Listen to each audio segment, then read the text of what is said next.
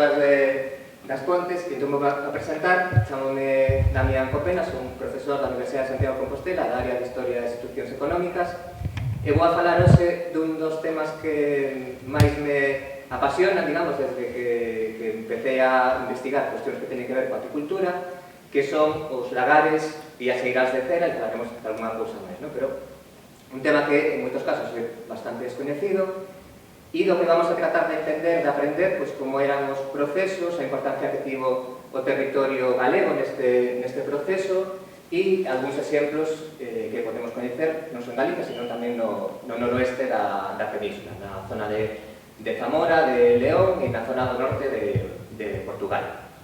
Bueno, nesta cuestión falamos de lagares de cera, falamos de eiras de cera, pero evidentemente estamos falando de abellas, non? Era unha actividade que se vinculaba directamente coa apicultura. A apicultura é un mundo moi amplo, moi diverso, moi atraínte, non? Que nos engancha a moitas persoas, e no que a cera tivo, pois, históricamente moita relevancia. E ao redor da cera existían actividades de carácter industrial, fundamentalmente nas zonas rurais, no mundo rural, que se dedicaban, pois, a traballar con esa cera. Entón, a abella é o centro desta palestra tamén, e máis nas datas nas que estamos, non? Onde foi o Día Mundial das Abellas, como sabedes. E ademais temos que ter en conta que o mundo da agricultura, que, como vos digo, é moi amplo, moi diverso, pois estamos de noraboa. Por qué? Porque o ano pasado o Consello de Ministros declarou a apicultura como manifestación representativa do patrimonio cultural inmaterial. Que quere dicir isto? Pois que desde o Goberno do Estado se considera que a apicultura, todo o que ten que ver co coñecemento ligado á actividade tradicional e todo o que ten que ver tamén co patrimonio ligado á actividade apícola, en todas as súas vertentes e dimensións, ten tanta importancia que é necesario darle algún tipo de reconhecemento. Para qué? Para que se preserve, para que se estudie, para que se coñeza, digamos, todo ese patrimonio. E todo ese patrimonio material e inmaterial, ¿no? Coñecementos e elementos físicos. E se nos pomos a ver estas declaracións, ¿no? Esa declaración da apicultura como manifestación representativa, pois se nos vamos ao proceso previo, tamén publicado no Boletín Oficial do Estado, polo que se inicia o proceso de declaración, e nos vamos aos informes que se fixeron, principalmente por persoas da zona de Valencia, pois aparecen as palabras lagares de cera e aparecen as palabras eiras da cera no Boletín Oficial do Estado, no curadoiros, tenderos de cera, como se chaman en outros lugares. Por qué? Porque a pouca investigación, o pouco traballo que se está facendo sobre estas cuestións, que está se facendo fundamentalmente en Galicia, porque en Galicia temos posiblemente as maiores e as mellores representacións do prensado e do blanqueo de cera de abella. Entón, bueno, temos que ter en conta esta importancia, e temos que ter en conta, ademais, que todo isto do que vamos a falar se vinculaba fundamentalmente coa apicultura tradicional, ¿no? Con esa apicultura que se denomina fixista, porque, digamos, os panais, ¿no? Os favos, a casa das abellas está fixa dentro das colmeas, e que se diferencia, pois, da apicultura que vemos máis habitualmente na actualidade, que a apicultura mobilista, porque os calos son móviles, ¿no? Podemos sacalos, retiralos da colmea, podemos ver que está pasando dentro, podemos interaccionar dunha forma moi importante. A apicultura fixista e a apicultura mobilista teñen moitas diferencias entre sí, algunhas incluso derivadas, pois, do principal elemento que só teñen das colmeas, ¿no? Na apicultura fixista a cera tiña moita importancia. Por qué? Porque as abellas facían toda a casa, ¿no? E cando se castraba, cando se quitaba o mel, pois se tiña moita cera para poder facer cousas. Na apicultura mobilista, como sabedes, pois colocamos as láminas de cera, ¿no? Nos caldos, reutilizamos esa cera para facer máis, ou a cera de opérculo para facer as lamelas, as láminas, etc. Digamos, son modelos diferentes. E esa apicultura fixista pois, tiña asociada ao seu redor toda unha serie de elementos tradicionais que teñen que ver coa cera de abella. Bueno, como sabedes, a modernización da apicultura, o paso do fixismo ao mobilismo, pois foi algo que se foi producindo de forma paulatina, digamos, de forma progresiva, e que en Galicia pois, está moi vinculada con esta persoa que temos aquí, ¿no? con Benigno Ledo, o cura das abellas, do que tamén temos feito pois, algún traballo de investigación sobre as súas labouras, as súas tarefas, e que foi moi importante, de feito foi profesor da provincial na provincia de Lugo, nunha iniciativa desenvolvida pola Diputación, na que durante moitos anos pois, estivo a facer ensinanza de apicultura moderna, apicultura mobilista, nos centros de ensino, ensinanza ambulante, desplazándose a diferentes lugares para explicar os procesos, a instalación de colmeas, o trasiego de colmeas fixistas a colmeas mobilistas, que tamén axudaba a facelo, e incluso pois, chegou a patentar pois, varios tipos de colmeas, a Viveiro Ledo, a Ledo Argozón. Argozón é o lugar, digamos, que se relaciona co Benigno Ledo, no concello de Chantada, e, digamos, unha figura importante. Pois Benigno Ledo e outras persoas foron, digamos, importantes para trasladar os coñecementos técnicos que se empezaron a desenvolver inicialmente en Estados Unidos, ese paso da abella, eses coñecementos de Langston, por exemplo, ¿no? Que foron os pioneiros para o deseño das colmeas modernas, as colmeas mobilistas que se foron pouco a pouco implantando. E que fixeron que a apicultura fixista, as colmeas fixistas, fosen perdendo importancia relativa con respecto ás colmeas modernas, as colmeas mobilistas. Ainda que hai que decir que, por exemplo, en Galicia non é hasta a entrada da década de 1980 e, en concreto, hasta a chegada e expansión da Barroa, cando realmente se produce, digamos, ese sorpaso ou esa separación tan clara. Vale, entón, nós estamos retrotraéndonos indo cara á época da apicultura fixista, dos trogos, dos cortizos, dos cobos, que existían no territorio galego. Recordade que, por exemplo, o catastro do Marqués da Ensenada, de 1750, nos di que en Galicia un catastro, que é unha figura fiscal, ¿no? Que tenga algún tipo de digamos, incentivos para que a xente diga que ten menos do que realmente ten, indícanos que había 366.000 colmeas no territorio galego nese momento no século XVIII. Pois nos vinculamos con esta apicultura, baixo a que se vai a desenvolver unha industria, a industria apícola cereira. Por que lle chamo a industria apícola cereira? Porque a industria cereira que non é apícola.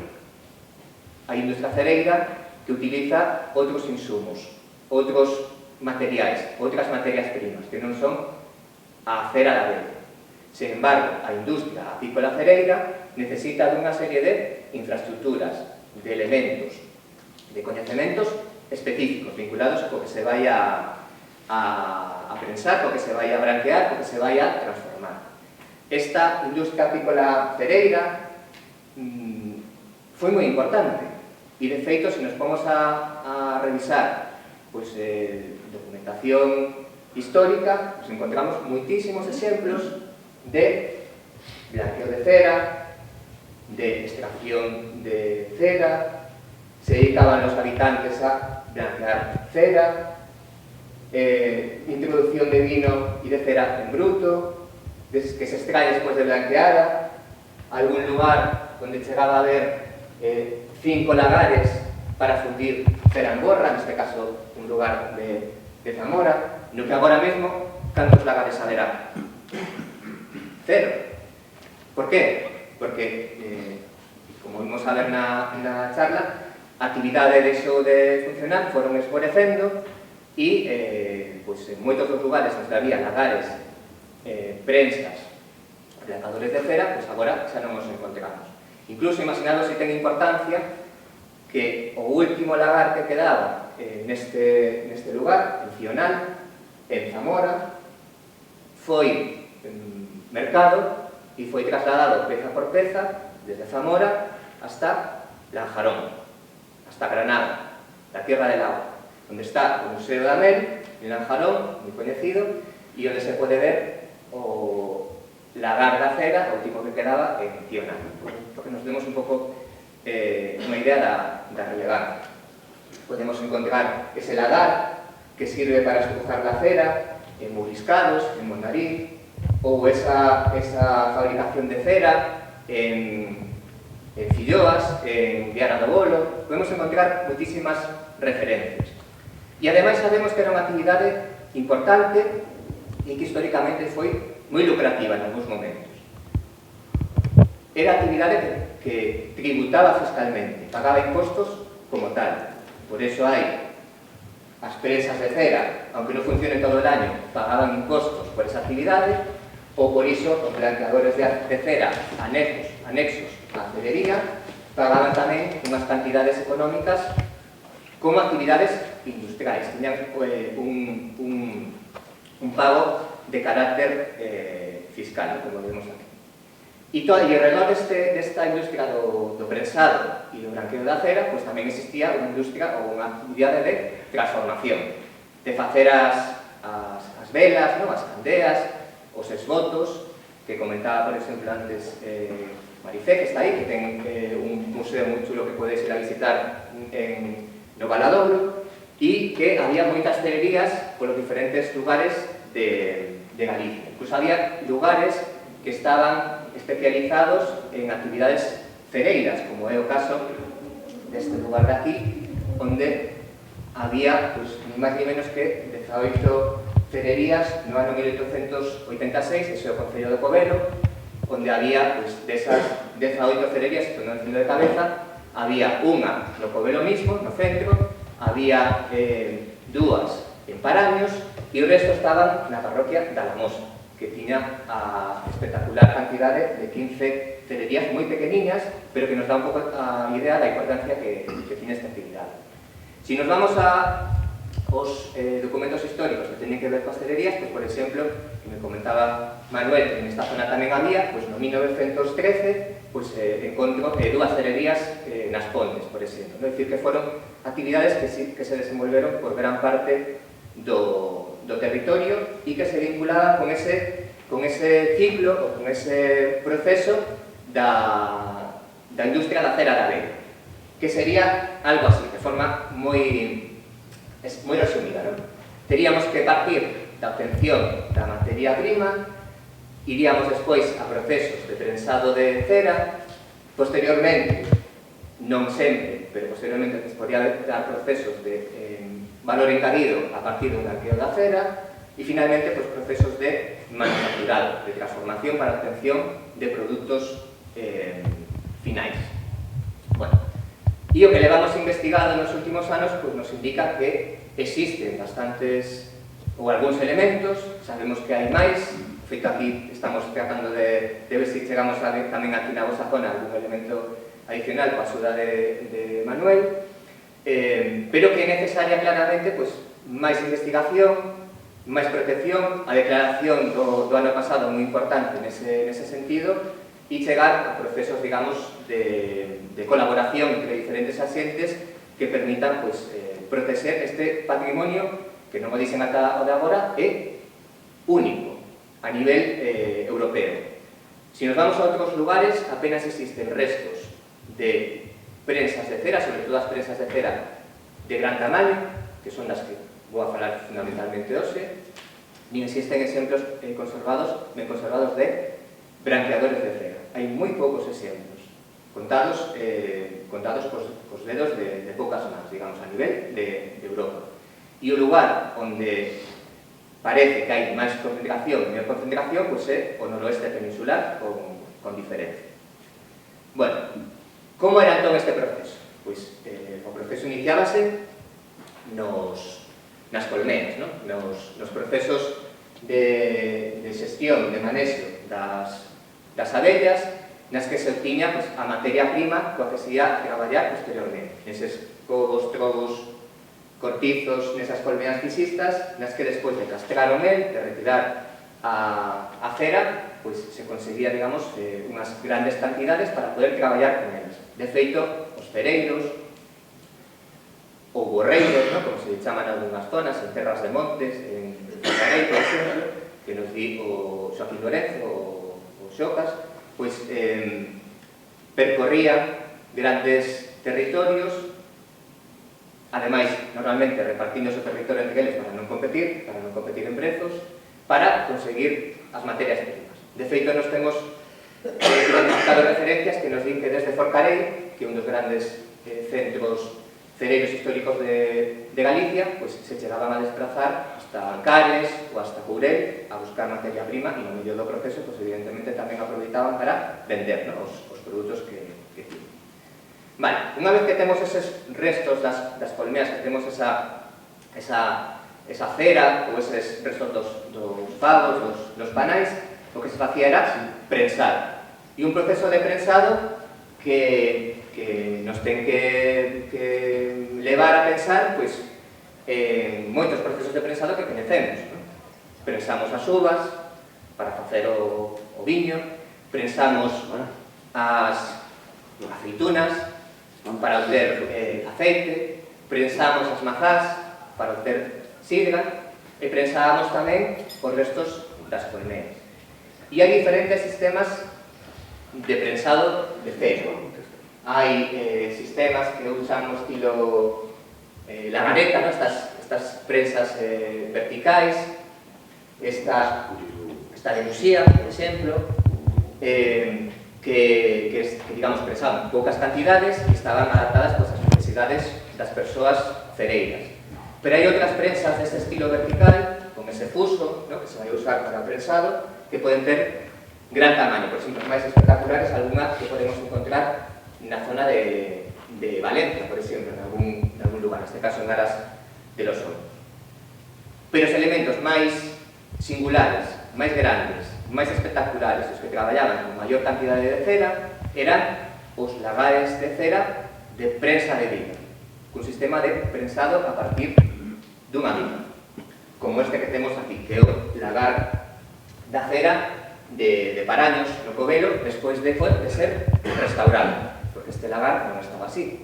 Este lagar, as pezas de madeira non existían, se reconstruíron todas, quedaba todo as partes de pedra e quedaba os restos da viga, xa moi desfeitiña, porque era unha edificación que non tiña tellado durante varias décadas e que quedara desmolecida, ¿no?, abandonada, olvidada, que agora, afortunadamente, grazas á actuación dunha comunidade de montes, a comunidade de montes veciñas e Mancomún de Paraños, que ten desenvolvido esta recuperación do lagar e a creación dun centro de interpretación para coñecer o proceso cereiro.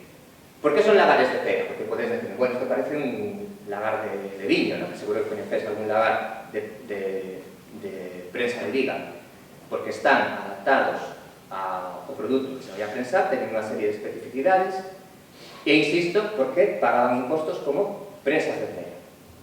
Bueno, que singularidades ten?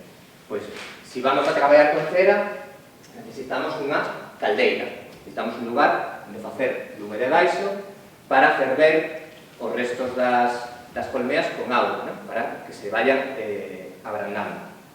Vamos a ter un lugar de prensados, onde vamos a botar eses restos das colmeas con auga, aí, pero necesitamos tamén un sistema de filtrado. Entón, o que se usaba habitualmente era seróns ou algún tipo de sistema de materiais como, por exemplo, o esparto, para que quedasen aí as impurezas. É dicir, o lugar, o tapo de prensar, podía estar recuberto de esparto ou ir colocando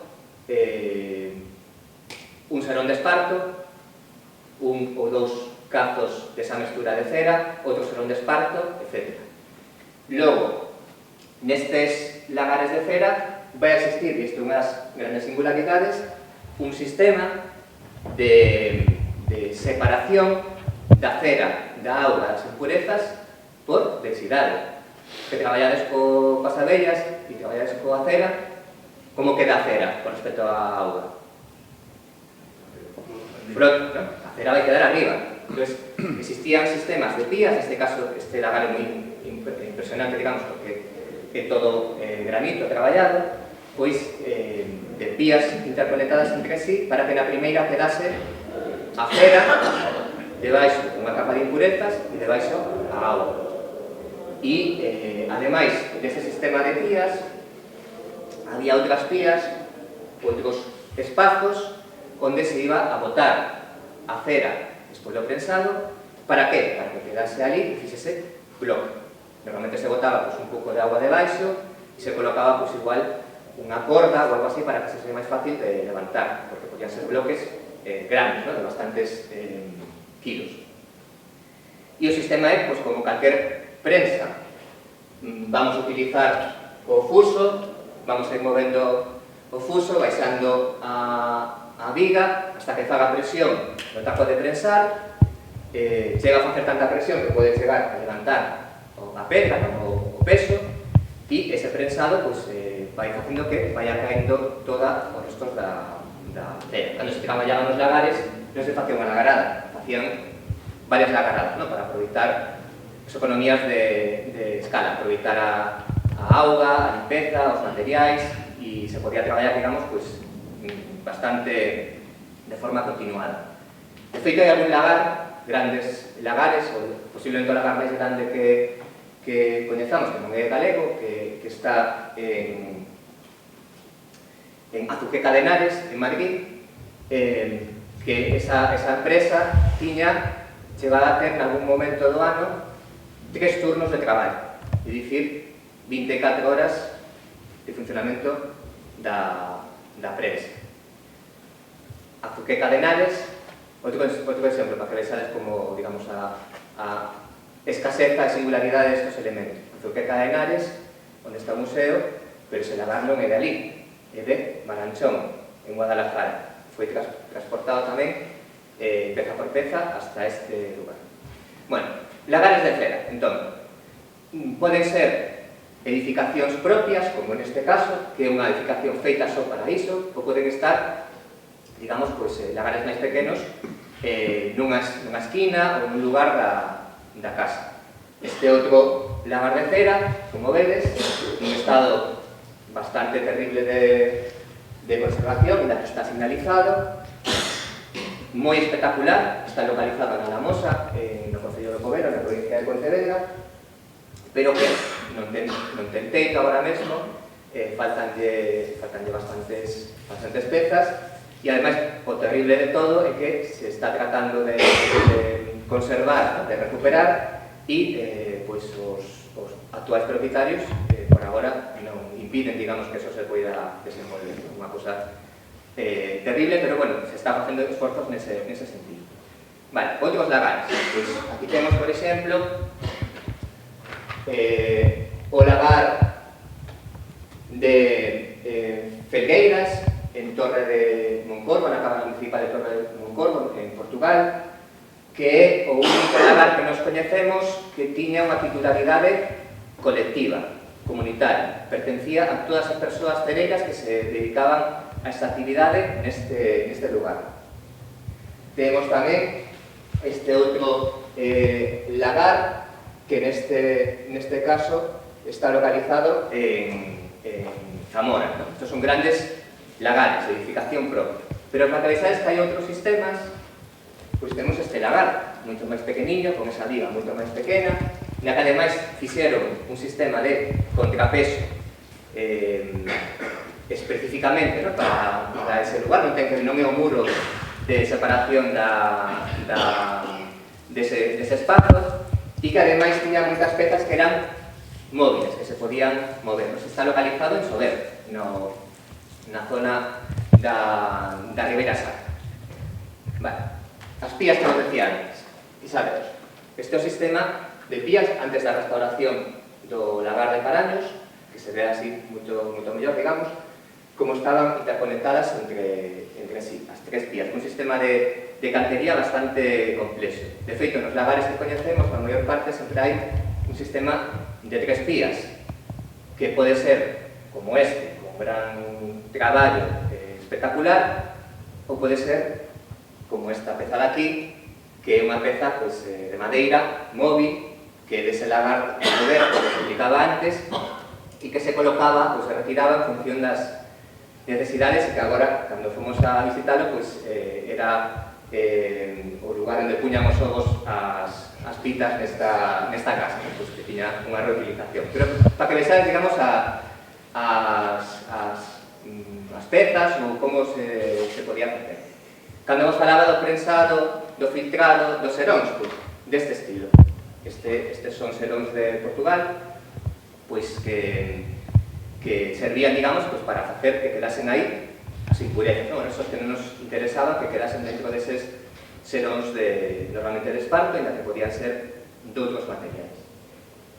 E, como vos decía, o sistema, digamos, o proceso non é especialmente complexo. A diferencia é que, no caso dos lagares de cera de prensa de viga, hai unha serie de elementos específicos vinculados coa cera, esa caldeira, esas pías de separación por densidade, pero o sistema é como todos os lagares, un sistema de utilizar o fuso. Aí aparece unha persoa soa, pero, normalmente traballaban 3 ou 4 persoas ao mesmo tempo para facer as lagaradas para o proceso de prensado. E en Galicia, temos a fortuna de que ainda se conservan algúns destes lagares.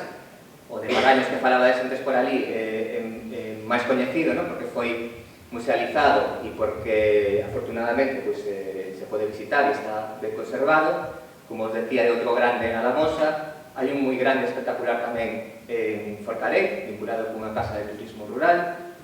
Hai en outros municipios. Que problema hai? Que os lagares son privados. Entón, é difícil a veces tanto encontrarlos en primeiro lugar, os que se conservan, como logo visitarlos. O lagar de Parellos tamén é privado, pero está cedido á comunidade de Montes durante un período de tempo para que poidan xestionar. Como vos digo, en Galicia hai bastantes exemplos de interese polo tamaño, pola espectacularidade. A outra zona importante pode ser a zona de Zamora, a zona de Sagallos, a zona de Robledo, toda a zona cerca do que sería relativamente cerca da fronteira con Galicia, e aí se conservan tamén algúns lagares de interese. E logo no norte de Portugal, tamén, como vos digo, temos localizados algúns, por exemplo, o de Torre de Moncorvo, ou hai un que está cerca do Porto. Vale, prensado da cera, ese sería o primeiro grande proceso. Pero hai outro que é moito máis descoñecido aínda, que ten que ver coa obtención de valor engadido desa cera da abella, e que se denomina, digamos, o proceso de branqueo, de branqueamento da cera. Porque a cera, cando as abellas que teñen esas glándulas cereiras e van producindo cera, que van utilizando para facer os favos, os hexágonos, as celdiñas, para meter ali o mel, o pole, os ovos, a cría, cando sae, de que color? É máis ben branquiña, clariña, e máis ben bastante clara. Se vai facendo amarela ou incluso moi oscura, chega a ser marrón, negra, a partir do proceso de utilización desa cera polas abellas, do proceso de entrada de impurezas a partir do pecoreo, do traballo que fan as abellas nas colmeas, se vai escurecendo, se vai facendo cada vez, nos identificamos a cera co amarelo, pero realmente cando eles a producen non é amarelo, tende a ser máis ben branco. Entón, o proceso de branqueo da cera da abella é tratar de volver a cera, digamos, un pouco o seu estado inicial, o estado de cando producen esa cera as abellas. E como se fará ese proceso de branqueo? Como se poderá branquear a cera da abella e pasar de amarela a branca? Como será? Que se ocurre? Aí parece que se queda unha aventaxada. Como clareo da roupa, por exemplo, como facemos o sol, sabedes que ten unha acción importante que é capaz de blanquear as cousas, pois o proceso tradicional industrial, porque pagaban impostos por esa actividade, que se facía coa cera da abella, era un proceso natural, vinculado coa acción do sol. Que necesitamos entón? Necesitamos que esos grandes bloques de cera amarela temos que ser capaces de transformalos en cera branca. E o primeiro que vamos a necesitar é un espazo, un lugar, unha eira. Claro, vos me diréis, pero iso pode ser unha eira de mallar, ¿no? Do cereal. Vale. Incluso a veces algunhas eiras se utilizaban tamén para outras cousas. Pero pagaban impostos como branqueadores de cera. E ademais, teñen, digamos, algunhas peculiaridades. As eiras da cera, curadoiros da cera, branqueadores de cera, teñen sempre algo de pendente para que circule a auga, no caso de que chova, porque vai quedar aí, non é como outros, como cando mallamos, así, no? Que facemos como tempo, facamos, non, iso vai quedar aí, pode chover, pode haber moitas cousas. Vai haber un rebordo, tamén, vai haber no rebordo coquiños para que saia a auga, e ademais, vamos a ver agora, ao redor da eira da cera, hai outra serie de elementos.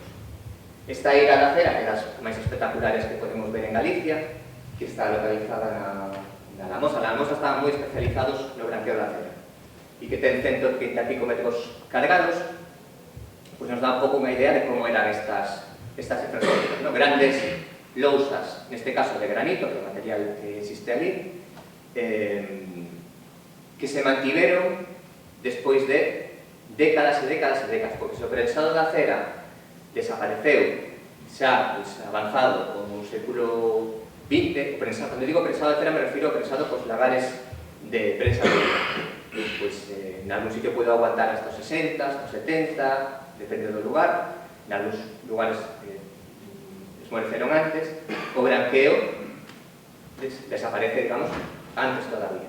Entonces, é impresionante que a 2026 podamos encontrar todavía infraestructuras como estas que estiveron durante décadas sen traballar. Por qué? Porque moitas desapareceron porque as pedras estaban traballadas e se podían usar para outras cousas, ¿no?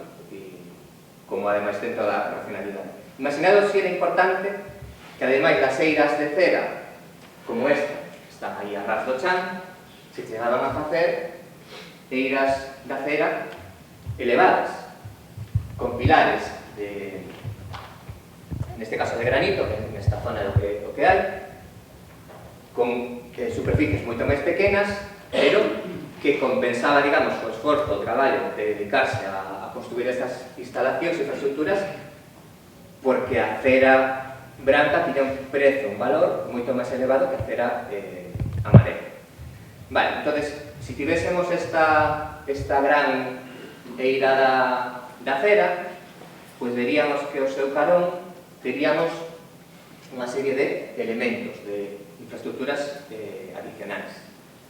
Unha sería o que nos chamamos, nesa zona, porque é a terminoloxía que encontramos en varios lugares, pero seguro que en outros sitios se podría chamar de forma diferente, que eran as pías de branqueo, que son pías, neste caso de granito, de gran corte, de gran tamaño, que eran utilizadas para este proceso. E ademais temos normalmente algún tipo de infraestructura, algún tipo de elementos para que? Para colocar aí o lugar ou a ferramenta para ferver a cera. Normalmente unha paila de cobre estañado, con forma, como diría meu irmán, forma troncocónica. Meu irmán que é enxeñeiro, sabe máis difícil sair esos conceptos, con forma de wok, que podemos, para facernos unha idea, ¿no? Esa paila que se colocaba aí, se fervía esa cera amarela e se iba a utilizar esa pía. De que maneira? Pois o proceso era tal que así. A pía de branqueo ten en riba un rolete, unha peza redonda, ¿no? que se vai movendo, sempre vai haber auga, a auga vai a circular e a cera fervida se podía ou botar cun cazo despaciño para que caese directamente nese rolete e entrase en contacto coa auga e saíse despedido para o final da pía, ou en algúns casos había unha especie de funil, de sistema para que botara aí a cera e que caesen gotiñas. Canto máis rápido se move o rolete, canto canto máis gotas gordas boten, pois o fío, o que sae, digamos, sería máis ou menos grosso, máis ou menos contundente. Se trata de conseguir anacos pequenos de cera, amarela neste caso, ou cera escura, canto máis finos e máis pequenos, mellor. Por qué? Porque esos anacos se van a coller e se van a extender nesa gran eira. Se van a extender. Se levan en capachos e se estenden. E se deixa que o sol, como nos decía Marifé, pues que faga o seu traballo, ¿no? que vaya pouco a pouco branqueando a cera. Un proceso que podía durar, pues, dependía un pouco das condicións, ¿no? Climatolóxicas ou da época do ano, pero podía ser 10, 12, 15 días. E entón podemos encontrarnos cousas como isto de aquí. Isto non é neve, non é algodón, non é la de urbella, isto é cera de abella. Cera de abella extendida en eiras, neste caso, que sabemos que gran superficie, ¿no?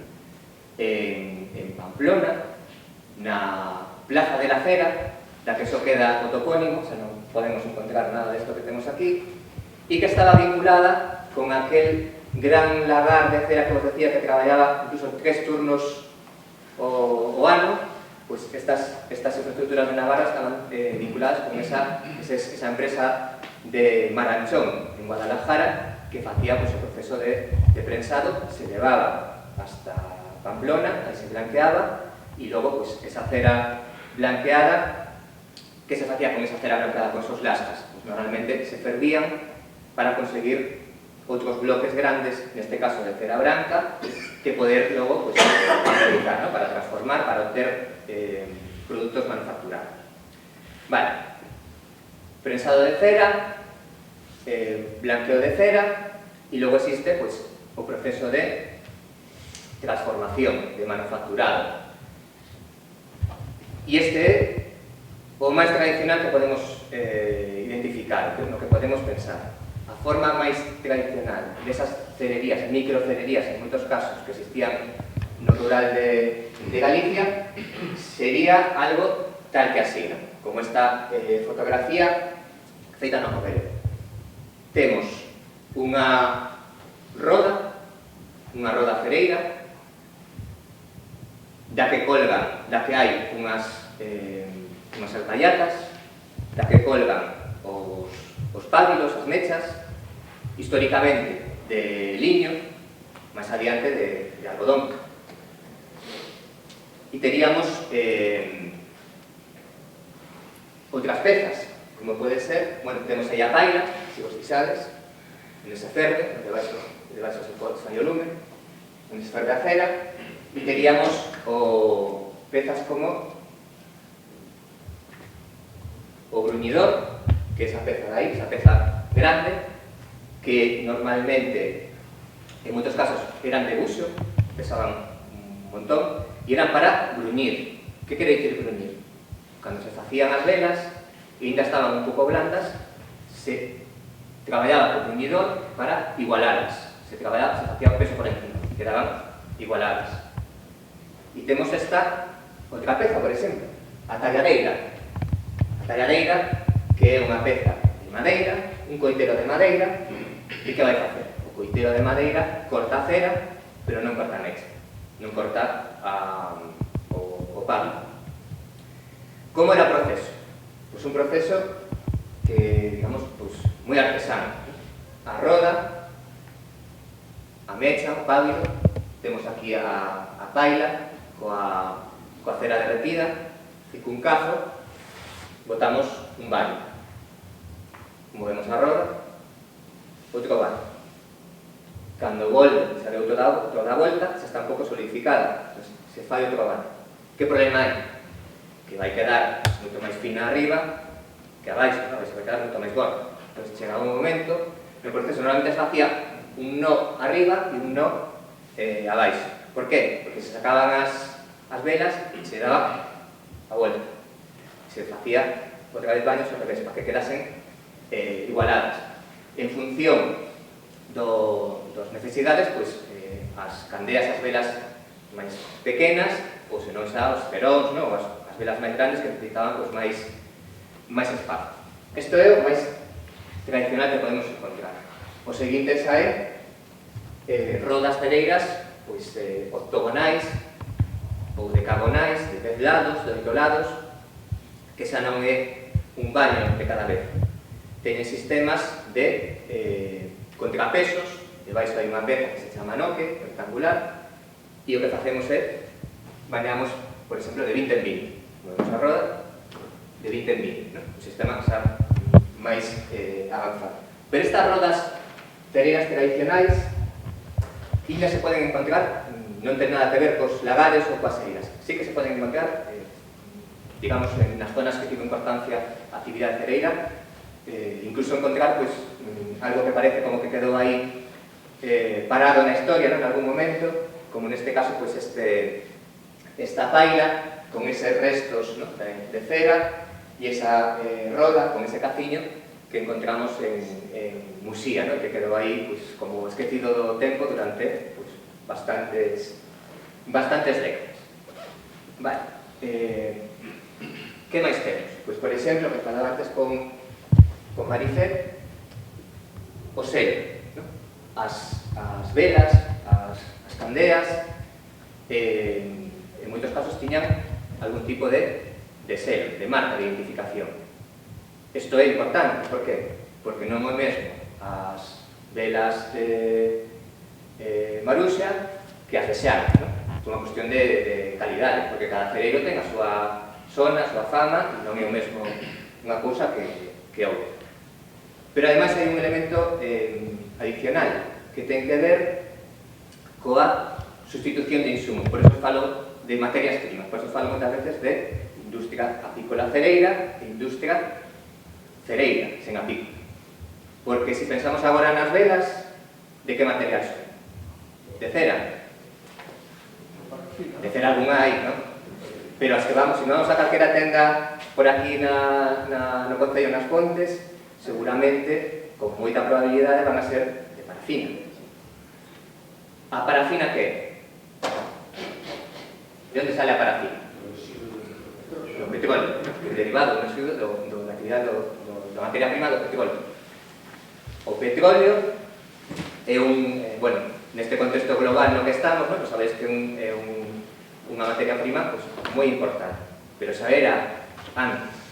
De feito, cando comeza a dictadura, por exemplo, o petróleo se monopoliza por unha empresa que conhecedes todos, que é a CAMSA, unha empresa pública que controlaba o petróleo, pero tamén controlaba os derivados do petróleo. Si controlaba os derivados do petróleo, controlaba as cantidades de derivados de petróleo que se utilizaban, e entre elas a parafina. Que quere dicir isto? Que os cereiros non podían facer as velas que quixeran. Por qué? Porque tiñan cupos de parafina. Entón, tiñan limitadas as cantidades para facer as velas de parafina. Que pasaba entón? Pois que chegaba a haber en moitos casos velas en A e velas en B. Velas con selo e velas que non se sabe que pasaba con elas, que estaban en mercados negros. De feito, en Galicia entrou moita parafina desde Portugal, por extraperlo, digamos, cruzando o río, cruzando a zona do Xerés, a zona da Raya, grandes cantidades que se comerciaban. Por qué? Porque estaba controlado. Todo o selo ten algo de gramo. E ademais das velas, a velas tamén que se facían esbotos, facíanse figuriñas, fanse agora tamén, pero se nos vamos a unha feira non van a ser de cera de abella, van a ser de parafina ou como moito poden ter porcentaxes de cera de abella, pero históricamente en moitos casos eran de cera de abella, incluso algunhas pezas macizas, como esa cabeza de aí, que era todo cera de abella. Podemos encontrar partes do corpo, animais, para facer estas figuriñas, un montón de elementos diferentes cos que se podía, era un elemento adicional, porque se comerciaba e se vendía. Os moldes, os máis tradicionais, os históricos, de madeira. que se conservan algúns, pois, o que sei, no Museo Liste, por exemplo, en Vigo, hai varios moldes interesantes. Tamén hai moldes de latón. Posteriormente, esas son moldes de xeso, ¿no? que son máis fáciles de facer. Vale, prensado, blanqueo, manufacturado de transformación, e agora para finalizar, pues, simplemente vou a nomear algunhas boas prácticas que podemos coñecer, que podemos tratar de aprender delas, ¿no? Unha moi interesante, a de Felgueiras, na Cámara Municipal de Torre de Moncorvo, pois onde a primeira vez que fomos por ali, por exemplo, pois non estaba musealizado o lagar. E nese lugar era ben interesante, había algunhas persoas, que ufálogos de fai 10-12 anos, que facían as velas todavía coa roda tradicional. Pois o lagar comunitario da cera de Felgueiras, na Cámara Municipal de Torre de Moncorvo, que foi estudado por un etnógrafo portugués nos anos 80, e que además é moi interesante porque no artigo no que fala deste lagar dedícallo a Saquín Lourenzo, o noso etnógrafo galego, que realmente nos dá idea un pouco da interacción que había entre os dous lados. Este lagar está musealizado e se pode visitar e realmente é ben interesante.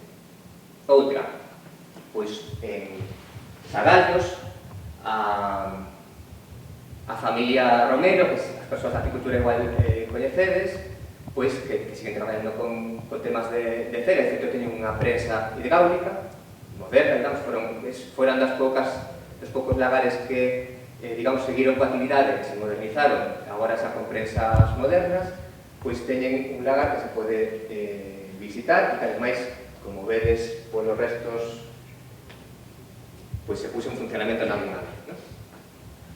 O lagar de Sagallos, en Sagallos hai dous lagares.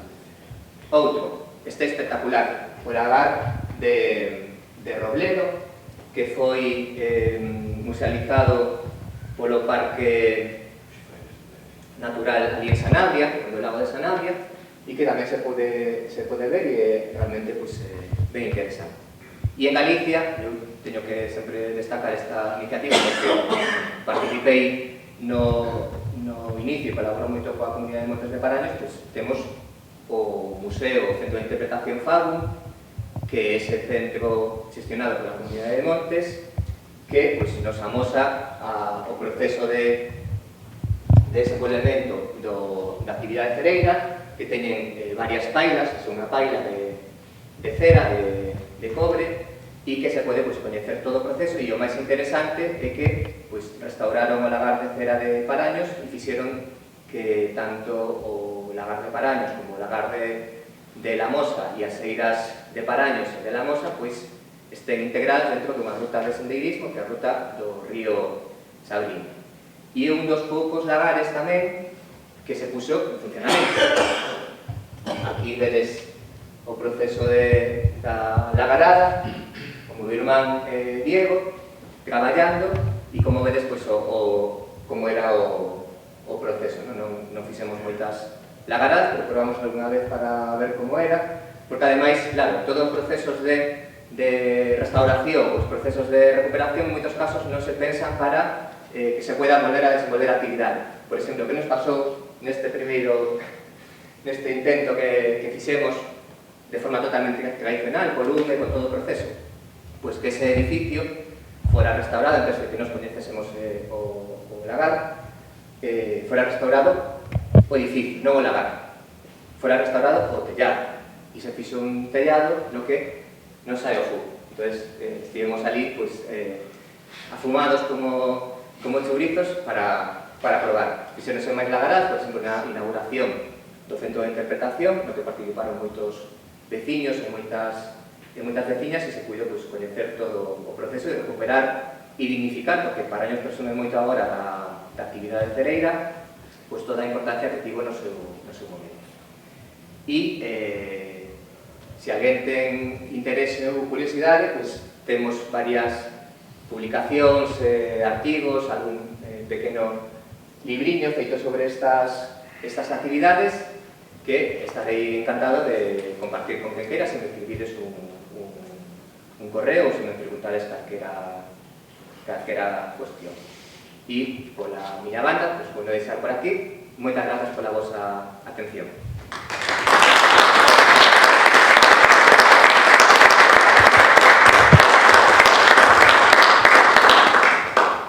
Non farei de conclusión, pero decía na última que nos creemos totalmente necesario que exista unha colaboración entre entidades apícolas, asociacións, administración, investigación, entidades culturais, etcétera, para tratar de coñecer todavía os que faltan por identificar, por tratar de encontralos, e sobre todo porque se poidan conservar, non desaparezcan, e por visibilizalos tamén, que ao final é unha cousa que é necesaria para que a xente, digamos, asuma que ten interese, que ten importancia, que ten relevancia e que é singular. A xente que vai a ver o lagar de Paraños, ou que ademais incluso é moi curioso que no mundo da apicultura, digamos, está empezando a ser coñecido agora este sector, que non ese nivel de patrimonio e singularidade coa que conta. Entón, temos que facer moito esforzo os primeiros, digamos, desde a universidade para tratar de que se dé, digamos, a importancia e relevancia que realmente teñen estos elementos e para tratar de que, eu sempre o digo, de que Galicia, o noroeste do Estado, se converta nun referente a nivel mundial, a nivel de patrimonio apícola en xeral, con todo o que temos de Albariza, Corquíns, Talareiros, Dacenas, etc. E especificamente tamén no cereiro, porque, digamos, a concentración que existe e a singularidade non se visibiliza, non se encontra en ningún outro lugar do planeta, por lo menos ata agora non somos capaces de encontrar. Sí, son igual. Vamos nombrar os dous os mellores agricultores. Xa que fixeron un traballo estupendo. Ricardo, tamén hai que darlle as gracias por a exposición esta tan